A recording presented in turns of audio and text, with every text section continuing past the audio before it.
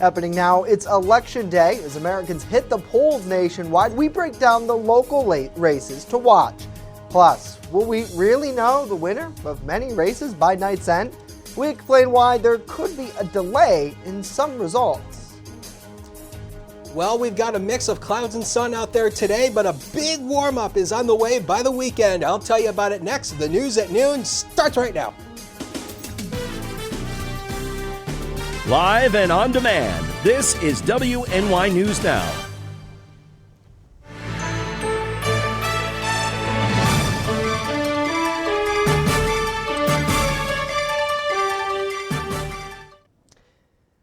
And thanks for joining us for WNY News Now. I'm Justin Gould. Polls are open across Western New York as voters cast their ballots in the 2020 election. In Chautauqua County, voters will be tallying several key races, everything from President of the United States to County District Attorney. Some key races to watch include the New York 23rd Congressional seat, New York State's 57th Senate District, New York's 150th Assembly seat, Chautauqua County Executive, and County DA. The largest race of the night will likely be for President and Vice President, where results, which are typically known by night's end, will likely take weeks to tally due to an overabundance of absentee ballots cast amid the COVID-19 pandemic.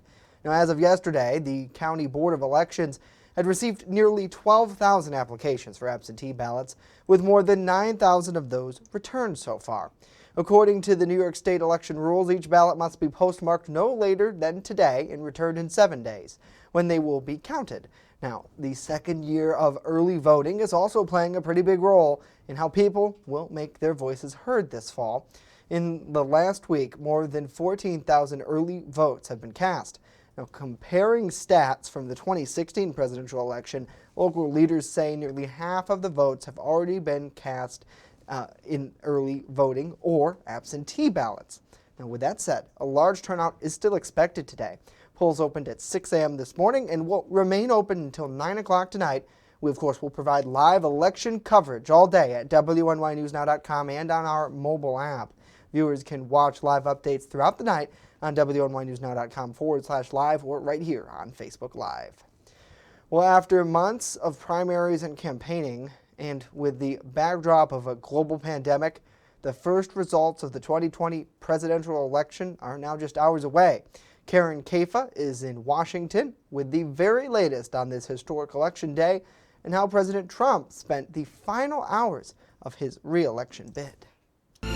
In Michigan, the finale of a frenetic battleground sprint. Thank you very much, Grand Rapids. You know, this is... Michigan, part of the Democratic blue wall President Donald Trump breached in 2016, and a state where he made 2 stops on Election Day Eve 2020. Polls indicate he'll have a tougher time holding off former Vice President Joe Biden in the trio of Rust Belt states that also includes Wisconsin, where Trump touted his law and order message in Kenosha, which saw August protests after a police officer shot Jacob Blake. They're waging war on our police, you know that. Your police would. We have a lot of police here tonight, I recognize it. And Pennsylvania, where the Biden campaign fanned out Monday, hoping to overcome Trump's strong base in rural areas with support from suburban women and voters of color in the state's more urban areas. Everybody knows who Donald Trump is. Let's show them who we are. Democrats hope a similar coalition will help them flip formerly reliable Republican strongholds like Georgia, Texas, and Arizona away from Trump's column tonight. Amid a struggling economy and an escalating pandemic, the president closing things out before largely maskless, not socially distanced crowds on this note. We have made America strong again. We have made America proud again. We have made America safe again. And we will make America great again. Thank you. In Washington, I'm Karen Caifa. Karen, thank you. The endless campaign stops, rallies, and debates have all led to this moment, but the winner may not be able to make their victory lap right away because of a massive amount of absentee ballots that won't be counted until 7 days after Election Day, or even later in some states. Well, it's been all hands on deck for election security officials ahead of today. A U.S. official says U.S. Cyber Command is expanding their operations to try to identify Russian, Iranian, and Chinese hackers. They believe those countries want to influence this year's election. Now, according to a top cyber official, Russia has recently engaged in some broad cyber activity. Iran, meanwhile, has been conducting targeted disinformation efforts. Officials are confident that voting and vote counting are secure. Still, the national security community is on high alert. Well, a federal judge is ordering the U.S. Postal Service to comply with its own so-called extraordinary measures for ballot delivery. The service announced those measures last week in a response to a previous judicial order. Well, now the U.S. Court Judge Emmett Sullivan is getting even stricter amid evidence some ballots aren't getting delivered on time. Judge Sullivan is ordering postal leaders to spread the word to staff that the extraordinary measures are mandatory. He says the USPS must use the express mail network for ballots traveling a long distance. Now, local ballots must reach their destination the same day or the next morning. Sullivan wants every local post office to get a reminder by today that they must postmark all ballots. That's important because some states will count ballots after Election Day if they're postmarked on or before it. Now, Sullivan is imposing additional measures in some battleground states as well. Certainly lots of ways to vote this year because of COVID-19. Whether you voted via absentee, which was made available for so many, you voted early in several locations across the area, or you voted today. Whatever you do, make sure you get out and have your voice heard. Thank you for joining us for WNY News Now, as a busy night will be coming our way for sure. Let's check in with the comments now and say hello to Lori. Good to see Matthew, Roy, Mike. Good morning to you. Good to see Cindy, Samantha, Pam, Kelly, Debbie, Elmer, Joseph, Charlie, and Travis. Hopefully everyone is having a great day. And if you haven't voted, please make sure you get out to do that. And we'll be providing election coverage all night long with the latest information that we have. And again, in some cases, we might not know the results at the end of the night, but we'll do our very best to give you the most updated information at the top and bottom of every hour throughout this evening. Well, now let's get a check of our First Defense weather forecast. Chief Forecaster Dakota Hunter is standing by with that. And Dakota, it's a pretty nice day out there weather-wise, so people have no excuse to get out and vote. Absolutely. There is no excuse to not get out and vote or get out and even enjoy the outdoors. It is fantastic. This is a live look over Warren, and as Justin was talking to me, I seen a bird fly over my head on this camera. So there you go. I'm sweet. 47 temperature in right now with a northwest wind of 5. The winds have really came down. These were the peak wind gusts from yesterday. Fredonia once again leading the pack at 54 miles per hour. Delavan and Cat County 42. Jamestown at the airport 40, 38 in Erie, and Olean only 18 miles an hour. So the strongest winds were right near the Lake Erie shoreline yesterday, but the good news is that's all done and over with today. Satellite and radar shows you maybe just a few of these light lake showers moving across the Rochester metro area. That's it. The rest of the southern tier in northwestern Pennsylvania dry, but we do have some cloud cover, but it's going to be clearing out as we go through the later part of the day. 34 was the high yesterday. We should have been near 53 yesterday. Man, it was frigid. We started the morning at 36. Temperatures rose actually a little bit overnight. 76 and 18 are the record highs and lows for this date at the airport. So through the afternoon, the clouds move away, leading to at least a good supply of sunshine, but there still will be a few clouds later in the afternoon. Still chilly, but less windy. 44 to 52. The wind diminishes to about 5 to 10 through the afternoon. A big warm-up is on the way by the weekend. How warm are we talking? Could we be getting close to record territory? I'll tell you about it in a few. Justin? All right, Dakota, we'll certainly keep our eyes on that. Thank you. Well, just under 50,000 New Yorkers have tested positive for COVID-19 last month, roughly double the number of those who got the virus in September, according to new state statistics. The increase mirrored one that has happened across the U.S. and in other nations this autumn, as people have relaxed their guard against the disease and returned to school, shops, restaurants, and other indoor activities. Now, Governor Andrew Cuomo noted that the rise in New York has been slower than in some other states, but he cautioned that there are still several dangers around us, especially as we head into the holiday season. Thanksgiving, Black Friday, the whole weekend travel back and forth, it's all bad news when it comes to the possibility of a COVID increase. It is all bad news. You can shop on Black Friday. The same rules are in apply. But people have to exercise diligence, the masks, the social distancing. It works if you do it. Now, over the last 7 days in October, an average of around 2,000 people per day tested positive for the virus in the state. That up from around 680 people per day in the last 7 in August. Now, in early October, the state tried to limit the spread of the virus by limiting public gatherings and ordering businesses and schools to close in a small number of hotspots. Well, since then, the average number of New Yorkers testing positive each day has increased by more than 50%, as the number of people hospitalized with the virus. And speaking of, the number of those hospitalized because of COVID here locally does continue to rise. According to data released by the County Health Department yesterday, 2 additional hospitalizations were reported over the weekend, bringing the number of those hospitalized to 25. Additionally, 16 new cases of the virus were reported. That is in addition to 28 from over the weekend. Now, of the cases, 9 are here in Jamestown, with 142 active countywide. The health department says there remain 14 people and 1 employee at Tanglewood Manor in West Ellicott infected with the virus. Now, since the outbreak there, 23 employees and 75 of those residents have recovered.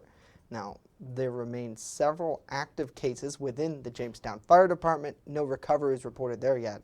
Since the outbreak started, 954 people have recovered from COVID-19 here locally, with more than 1,000 total cases reported.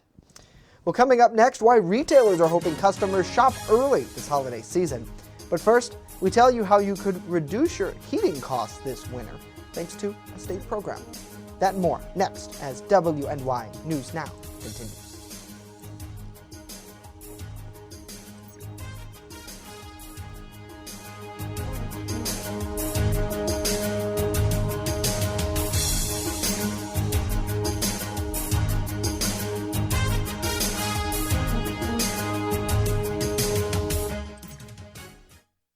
You're watching WNY News Now, where coverage comes first.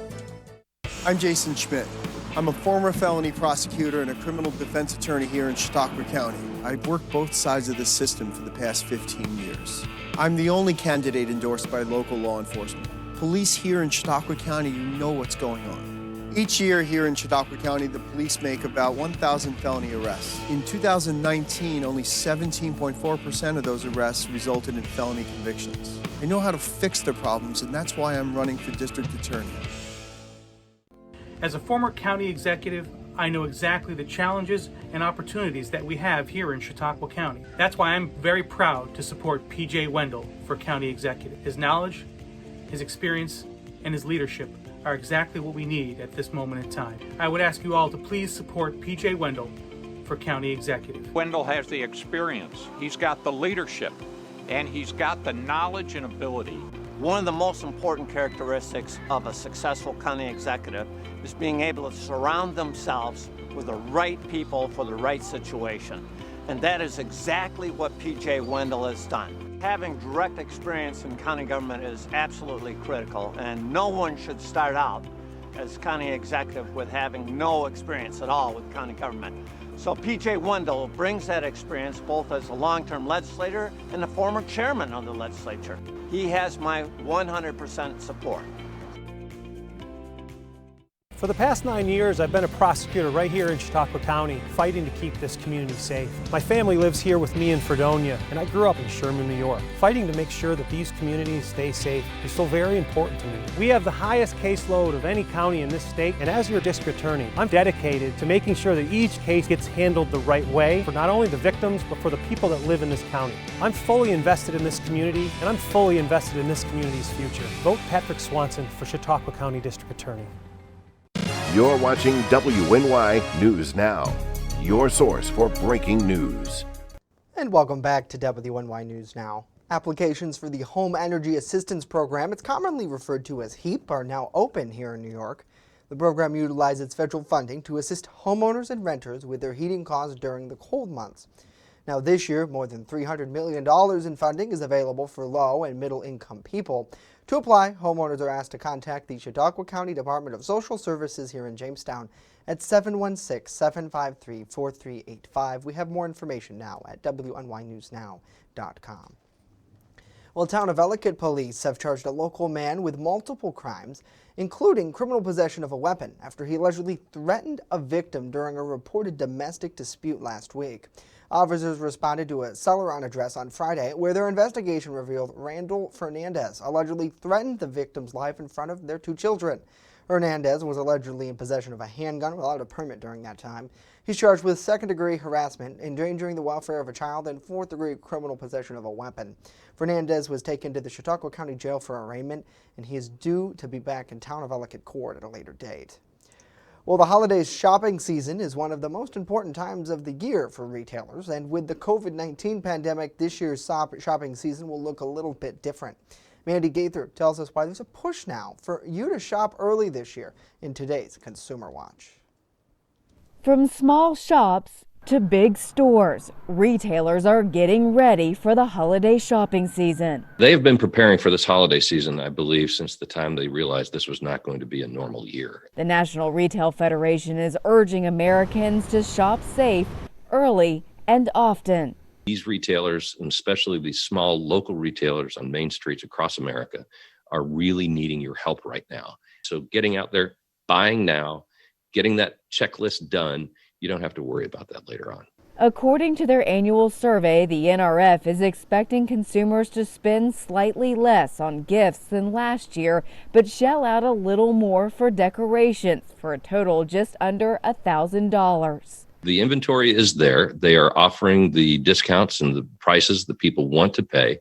And our research has shown that people will shop early. Recent retail sales have made the NRF hopeful that it will be a strong holiday shopping season.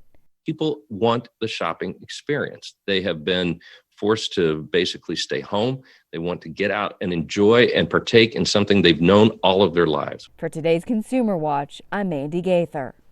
Mandy, thank you. The NRF is expecting online sales to be higher this year as well. Well, gas prices have fallen to under $2 a gallon in some places, and if that's not true yet where you are, it might be soon. In 20 states, a majority of service stations are seeing lower prices. That's according to the Oil Price Information Service. Many of them are in the Southeast and Midwest, and the current trend indicates that the lower prices will soon be available to the rest of the nation, too. Oil prices are said to be falling partly because of concerns over a second wave of the pandemic. The drop is also aided by the fact that many prices typically go down as we move into the fall and winter. Prices at the pump are now down to levels not seen nationwide in over 4 months. In more than half of the 140,000 falling stations in the U.S. are selling gas under just the $2 mark. Certainly not quite here in New York State. Kind of hard with all those taxes, but would be great as we head into the holiday season, to have a little bit less at the pump. Let us know what you think about this and a lot more in the comments down below. Let's say hello to Ashley, Kayla, Anna. Great to see you. Thanks so much for joining us here. Good to see Shelly, John, Mary, Robin, Brenda, and Katie as well.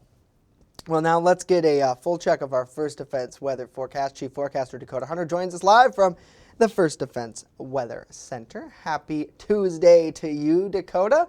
And it's certainly warming up, at least in our studio. Yeah, right it's now. warm in here. They turned the heat on. Yes, and they have it cranking for some reason. Yeah. I don't understand why they have the heat up so high. But yeah, it says it's set at 68, but it's actually 81. Woo. So break out those fans. It's like summer. What are you going to do?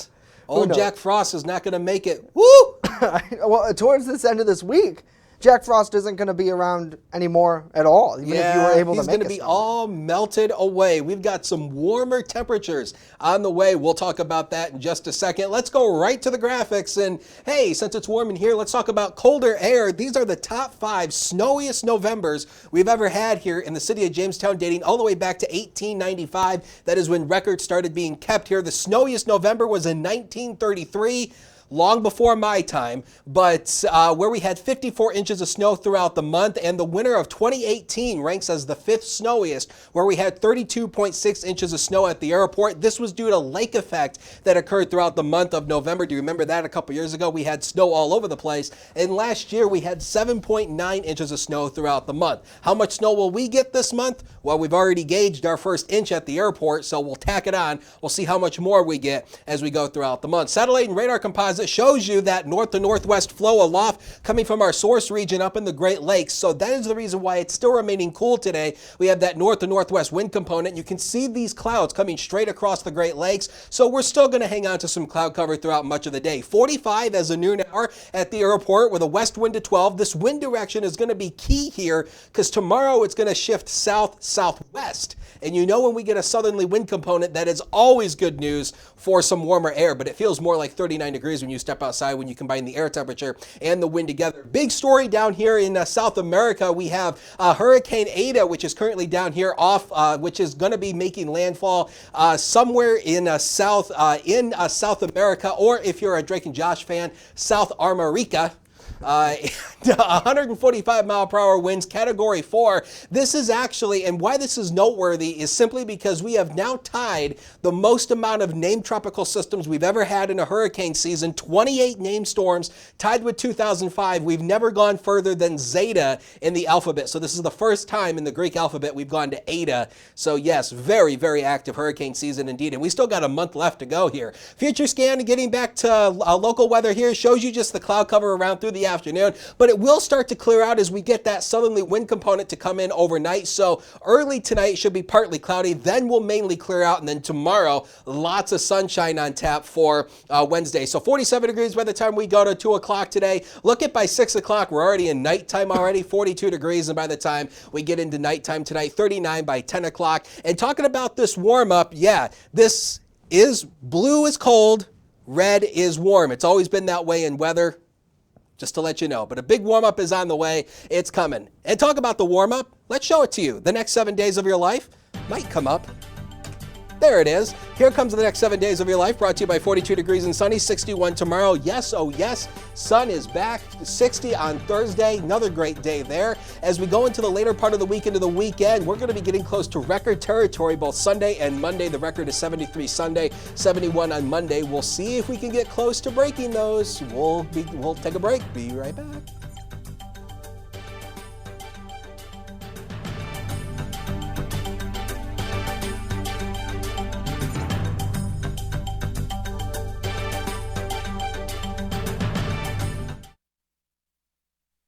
You're watching WNY News Now, your source for breaking news. First Defense Weather is sponsored by 42 Degrees and Sunny, smoking deals on smoking accessories. Learn more at 42degreesandsunny.com. That's 42degreesandsunny.com. EagleZip.com is your local one-stop shop for all of your home and business computer needs. Located on Fluvan Avenue Extension, just outside of Jamestown, EagleZip.com sells and services all brands of desktops and laptops, as well as servers and network equipment for your business. All new computer sales include transferring your data from your old computer plus a 2-year warranty. Call EagleZip.com today. Stop by EagleZip.com today and let us make computers easy for you. I'm Jason Schmidt. I'm a former felony prosecutor and a criminal defense attorney here in Chautauqua County. Each year here in Chautauqua County, the police make about 1,000 felony arrests. In 2019, only 17.4% of those arrests resulted in felony convictions. It means that in less than 2 out of 10 serious crimes, the victims of those cases receive justice. 17.4% is not a number that's acceptable for me and my family. It certainly isn't good enough for yours. Hi, I'm George Borrello, and I'm proud to serve as your senator for New York's 57th Senate District. In fact, in my first year, I've passed many pieces of legislation as well as helping people and businesses in these challenging times. From fighting for a safe, common-sense reopening of our state's economy during the COVID-19 pandemic to continuing the push for the repeal of the state's flawed criminal justice changes, which have made us all less safe, I am working hard for you every day as your state senator. Your vote will help me continue my mission to boost New York's economy struggling from the COVID shutdown, and for small businesses not just to survive, but thrive. I will also continue to hold the government accountable by reviewing policies that led to the tragic nursing home deaths statewide. I'm proud to represent our beautifully diverse region, and I will be honored to have your vote on Tuesday, November 3rd, so that I can continue my work fighting for you. It's not about rhetoric, it's about results. Paid for by Borrello for Senate.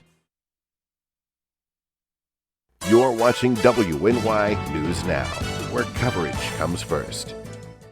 And welcome back to WNY News Now. Not only is today Election Day, but November 3rd is also a delicious holiday, National Sandwich Day. Sandwiches don't have to be basic. Maybe this year it's time to go all out. They can be gourmet with artisan breads, meat spreads, and even some cheeses. Or you can keep it classic with a PB&J. I have that every day.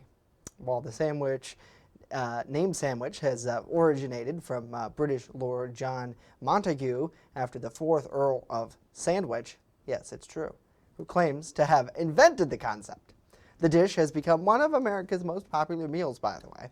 So whether you go to a traditional grilled cheese, a BLT, or perhaps a French dip, the carbs are an A-OK to celebrate today. Looking good. And you know, it's people make fun of me, but every day during work, that's what I pack. PB&J. It's an old joke. It's like, what are you having today, Justin? Oh, wait a minute. It's a PB&J. So today, actually, ironically, I'm going to grab lunch somewhere. So it's Sandwich Day in Dakota. I'm sandwichless. Well, hey, you know what? Since it's National Sandwich Day, let's show everybody what do you have? Your sandwiches. Yeah, what's in your lunch pail? I wish I had a PB&J. Yes, this is my sandwich. It's a ham and cheese sandwich here, and these rolls are really, really good. You can buy these at BJ's. Yeah. Not a sponsored plug, but this is a really, really good bread. Do you guys drive all the way to Olean? To Buffalo. It's Buffalo? That's where the BJ's you go? We have a membership to BJ's. And it's well worth it. And I mean, you know, if you ever shopped at Sam's Club when they were here, you obviously know that it can be worth shopping there because you do get some good deals. But this is some really good bread. It's available at BJ's. Again, not a product placement. But speaking of sandwich, do you know, Justin just told you it was a town in England, but do you know where in England? Any guess, Jay? I thought you were asking the viewers. Well, you too. Well, it's because they can't talk to you. Well, unless yeah, they that's say true. it in the comments or something like that. You can talk, but I can't hear you. But let me guess. I'm going back on my teleprompter to see if there's a cheat. I don't think I had it in here. What's the town? Well, Sandwich is in Kent, in the southeastern part of England. Oh, wow. This is a segment about way too much of information that we probably don't need to know. It's an information dump. Just here it is. Yes. It's like a volume sandwich. It's like you just took the mustard and ketchup and just... Do you know what a volume sandwich is, Jay? What's a volume sandwich? Let's not get into it. Let's go to final weather. No, what is it? No, we don't want to get into it. We don't want to get into a volume sandwich. All right, I'm going to Google it. Well, yes, just Google it. Right. I've already got myself in trouble for even saying it on the air. Is it something bad? Just Google it. 34... Is it going to get me in trouble if I Google it on the work computer right now? Google it on your own time. Partly cloudy, some clearing overnight. Well, now I want to know. I'm Googling it. It doesn't come up. It talk about sandwich bags. Volume sandwich starts with a V. Yeah, like the sound? No. Okay. We'll show you after show. Okay. Well, if it's bad, is it like a bad thing? Just God, why go to black. We get in trouble. Goodbye. We get in so much trouble. Okay. Well, thanks, Dakota. You're welcome. That's going to do it for us today. I hope we'll be back tomorrow. Who knows? They might pull the plug. Who knows? Who knows? Who knows? Of course, reminder, election coverage starts tonight at the top and bottom of every hour after the polls close at 9 o'clock. We'll provide updates all day long. Download the WNY News Now mobile app and we'll keep you in the know. We'll leave you with this live look over downtown Jamestown. Enjoy your sandwiches, if that's what you're going to do. See you later today. Have a great day.